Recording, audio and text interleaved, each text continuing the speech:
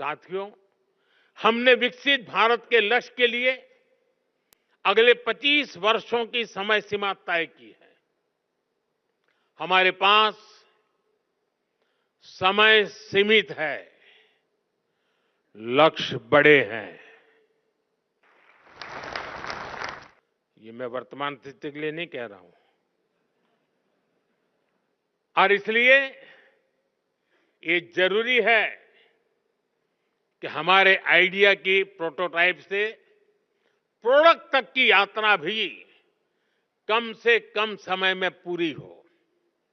जब हम लैब से मार्केट तक की दूरी को कम कर देते हैं, तो रिसर्च के परिणाम लोगों तक तेजी से पहुंचने लगते हैं।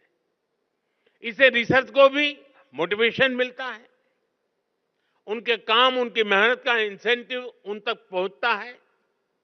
इससे रिसर्च, इनोवेशन और वैल्यू एडिशन के व्हील को और गति मिलती है। इसके लिए जरूरी है कि हमारा पूरा रिसर्च इकोसिस्टम, एकेडमिक इंस्टीट्यूशन से लेकर इन्वेस्टर्स और इंडस्ट्री तक, हर कोई रिसर्च के साथ खड़ा हो, उन्हें गाइड करे। इंडस्ट्री लीडर्स इस दिशा में एक कदम और आगे ला सकते हैं, और वो हमारे युवाओं का मार्गदर्शन कर सकते हैं, फंड की व्यवस्था कर सकते हैं और साथ मिलकर नए सॉल्यूशन डेवलप कर सकते हैं। इसलिए सरकार रेगुलेशंस को सिंप्लीफाई करने, अप्रूवल्स को फास्ट ट्रैक करने के प्रयासों को भी गति दे रही है। साथियों, हमें AI, quantum computing, advance analytics, space tech, health take, synthetic biology को लगातार प्रमोट करना होगा।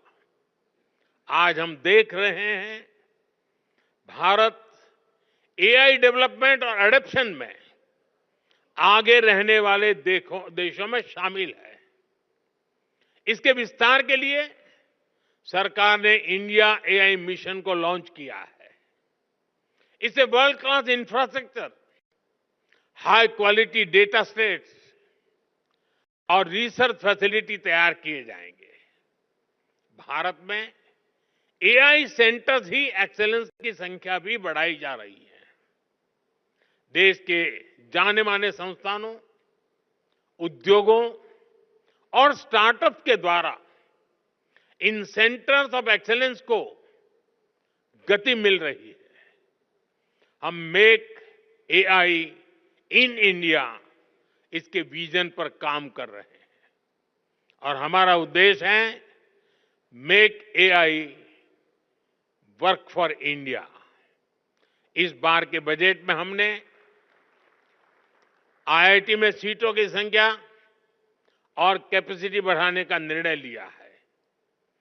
देश में मेडिटेक यानी मेडिकल प्लस टेक्नोलॉजी के कई कोर्सेज आईआईटी और एम्स के सहयोग से शुरू किए गए हैं। हमें इस जर्नी को समय से पूरा करना है।